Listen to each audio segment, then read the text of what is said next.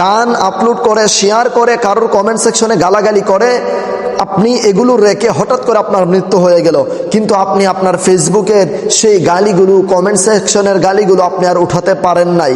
আপনার ফেসবুক আইডিতে কোনো গান, মিউজিক, নাটকের ক্লিপ, ছবির ক্লিপ, সবগুলো হারাম গানের মিউজিক, এগুলো যে আপলোড করেছেন, শেয়ার করেছেন, এগুলো আপনি আর ডিলিট করতে পারেননি কিংবা ডিলিট করেননি।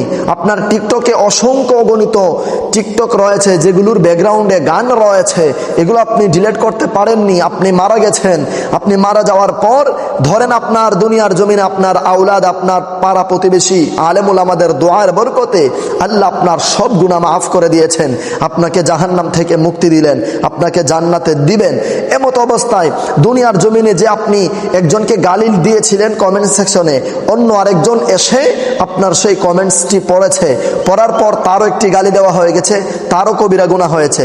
এই কবিরা গুনাহ করার মূলে রয়েছে কে? আপনি। কারণ আপনি সেই কমেন্টসটি, সেই গালিটি দিয়েছিলেন, যার কারণে অন্য আরেকজন গালিটি দিয়ে সে কবিরা গুনাহ করেছে। তো আপনার কারণে অন্যজন কবিরা গুনাহ করার কারণে আপনিও কবিরা গুনাহের ভাগীদার হয়ে গেলেন। অতএব আপনাকে জাহান্নামে আবার টেনে নিয়ে আসবে, জান্নাত থেকে আবার নিয়ে আসবে, জান্নাতে আপনাকে যেতে দেবে না।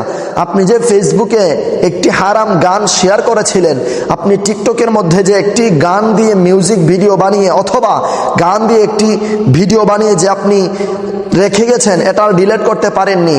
আপনি মারা যাওয়ার পর অন্য আরেকজন এসে সেই গানটি শুনেছে, হারাম কাজ করে ফেলেছে, তার কবিরা গুনাহ হয়েছে। কিংবা আপনি এমন একটি কাজ করেছেন, অথবা আপনার ফেসবুকে, টিকটকে, ইনস্টাগ্রামে, ইউটিউবে এমন একটি নর্তকী, এমন একটি মেয়েদের ফটো আপনি আপলোড করেছেন, অথবা মেয়েদের একটি গান আপলোড করেছেন যেখানে মেয়েদের অশ্লীলতা সব দেখা যায়, অথবা মেয়েদের ফেস দেখা যায়।